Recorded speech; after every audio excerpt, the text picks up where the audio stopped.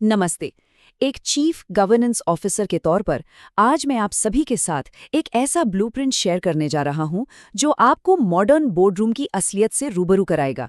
एक वक्त था जब कंपनी सेक्रेटरी को सिर्फ एक एडमिनिस्ट्रेटर समझा जाता था जो बस फाइलें मेंटेन करता था, लेकिन आज ये रोल पूरी तरह से बदल चुका है।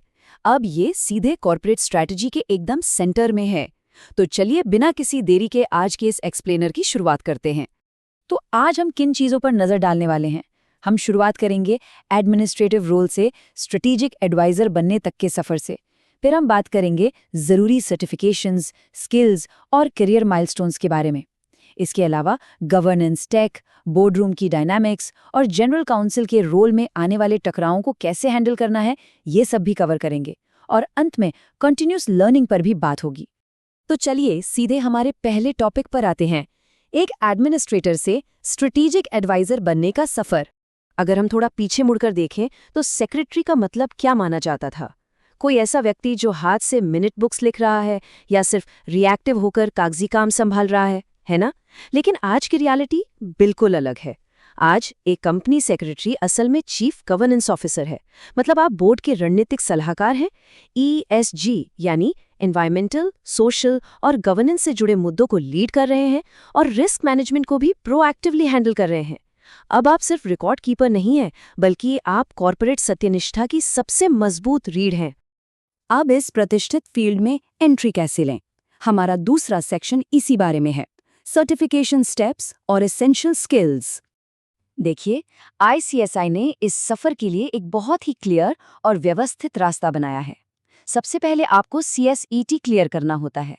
इसके बाद आता है एग्जीक्यूटिव प्रोग्राम, जहां आप कंपनी लॉ और गवर्नेंस की बारीकियों को गहराई से समझते हैं।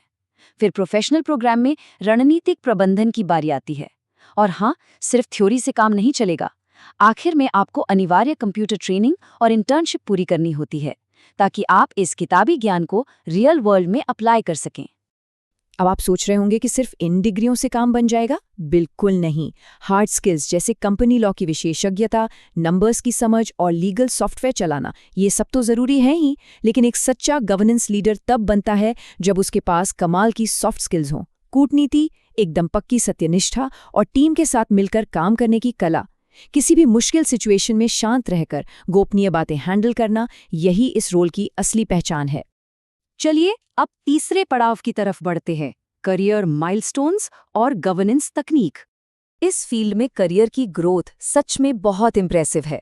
आप एक एंट्री लेवल कंप्लायंस एग्जीक्यूटिव के तौर पर शुरुआत करते हैं, जहां पैकेज करीब 3 से 5 लाख के बीच होता है। फिर 3 से 5 साल के एक्सपीरियंस के बाद मिड लेवल पर आप 6 से 12 लाख तक पहुंच सकते हैं। और जैसे जैसे आप सीनियर लेवल पर आते हैं, यानी हेड ऑफ गवर्नेंस बनते हैं, तो ये आंकड़ा 15 से 30 लाख या उससे भी कहीं ज्यादा हो सकता है। ये कंप्लायंस की चेकलिस्ट से उठकर सीधा रणनीतिक सलाहकार बनने का रास्ता है। अब देखिए, इस सफर में आपके पास एक बहुत बड़ा गेम चेंजर भी है, आर्टिफिशियल इंटेलिजेंस और एंटिटी मैनेजमेंट टेक्नोलॉजी। आप यकीन नहीं मानेंगे, AI आज के समय में इस प्रोफेशन को पूरी तरह से बदल रहा है। AI की मदद से आप रेगुलेटरी बदलावों को लगातार मॉनिटर कर सकते हैं। कंप्लायंस चेकलिस्ट अब ऑटोमेटेड हो गई हैं। यहाँ तक कि वित्तीय पैटर्न का विश्लेषण करके जोखिमों का पहले से ही अनुमान लगाया जा सकता है। और वो जो लंबी लंबी रिपोर्ट्स होती है ना, AI उन्हें मिनटों में समराइज कर देता है। जरा सोचिए, जब आपके ये रूटीन एडमिनिस्ट्रेटिव काम ऑटोमेट हो जाते हैं, तो आप अपना पूरा फोकस हाई लेवल स्ट्रैटेजी बनाने पर लगा सकते हैं। टेक्नोलॉजी की बात हो गई, तो अब जरा इंसानियत की बात भी कर लें। हमारा चौथा सेक्शन है कॉम्प्लेक्स बोर्डरूम डायनामिक्स को नेविगेट करना। देखिए, एक बेहतरीन गवर्नेंस लीडर होना सिर्फ नियमों को रटने के बारे में नहीं है। असली बात तो ये है कि बोर्डरूम के अंदर जो फैसले लिए जा रहे हैं, उनके पीछे का बिहेवियर, कल्चर और साइकोलॉजी क्या है, इसे ही हम बोर्डरूम डायनामिक्स कहते हैं। आज के समय में सिर्फ स्ट्रक्चर पर नहीं, बल्कि उन मानवीय पहलुओं पर ध्यान दिया जाता है जो किसी भी कंपनी को लंबे समय तक सक्सेसफुल बनाते हैं।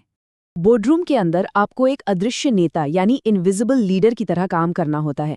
आपके पास कोई फॉर्मल वोटिंग पावर नहीं होती, फिर भी आपको ट्रस्ट बिल्ड करना होता है, ईएसडी जैसे अहम मुद्दों पर खुलकर चर्चा करवानी होती है, और अगर कभी बहस हो जाए तो अपनी डिप्लोमेसी से बिना किसी पक्षपात के विवादों को सुलझाना होता है। सच कहूं तो बड़े कॉर्पोरेट फैसलों को सही दिशा देने के लिए इंटरपर्सनल स्किल्स ही आपका सबसे बड़ा हथियार हैं। आगे बढ़ते हैं। कभी कभी इस रोल में कुछ बहुत ही मुश्किल हालात भी बन जाते हैं।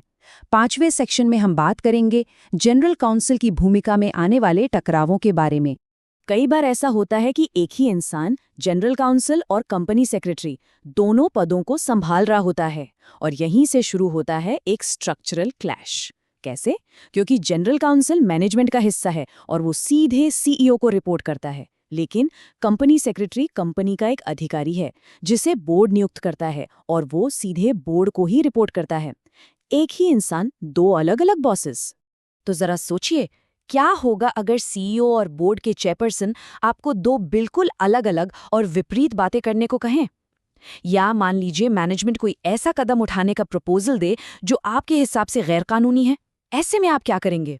ये वो पल होता है जहां एक प्रोफेशनल की सत्यनिष्ठा और ईमानदारी की सबसे बड़ी परीक्षा होती है।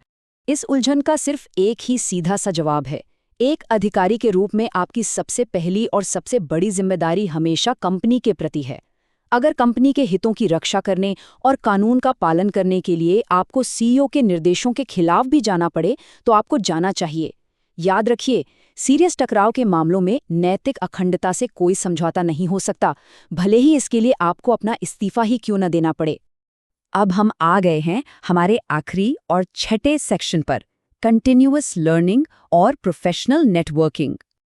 आप तो जानते ही हैं, लीगल और रेगुलेटरी दुनिया कभी एक जगह नहीं रुकती, वो तेजी से बदलती रहती है। इसलिए खुद को हमेशा अपडेटेड रखना बहुत ज़रूरी है, चाहे वो कंपनीज एक्ट 2025 के नए बदलाव हों या फिर ग्लोबल ईएसजी रूल्स। आपको लेबर लॉज और वर्कप्लेस एथिक्स पर भी नज़र रखनी होगी। और हाँ, एक चीफ गवर्नेंस ऑफिसर के तौर पर मेरी एक पर्सनल एडवाइस है, अपनी कम्युनिटी के अंदर अपना नेटवर्क हमेशा स्ट्रॉन्ग रखिए। बाकी गवर्नेंस लीडर्स के साथ बातचीत करने से आपको वो प्रैक्टिकल ज्ञान मिलेगा जो किसी किताब में नहीं होता। अगर मैं इस पूरी चर्चा को एक लाइन में समेटना चाहूं तो वो ये कोट होगा, 2025 के बाद एक कंपनी सेक्रेटरी सिर्फ रिकॉर्ड कीपर नहीं रहेगा, बल्कि वो एक proactive compliance leader, strategic adviser और एक एथिकल गार्डियन होगा।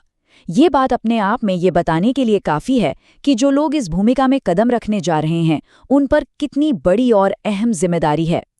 तो इस एक्सप्लेनर को ख़त्म करते हुए मैं आपके सामने एक बहुत ही अहम सवाल छोड़ना चाहता हूँ। कंपनी सेक्रेटरी बनने का रास्ता तो अब आपके सामने बिल्कुल साफ है, लेकिन क्या आज के नए प्रोफेशनल्स उस पुराने एडमिनिस्ट्रेटिव सांचे की परछाई से बाहर निकलकर मॉडर्न बोर्डरूम को रणनीतिक और नैतिक चुनौतियों के नए युग में ले जाने के लिए पूरी तरह से तैयार हैं? इस बारे में ज़रूर सोचिएगा। इस चर्चा का हिस्सा बनने के लिए आपका बहुत बहुत धन्यवाद।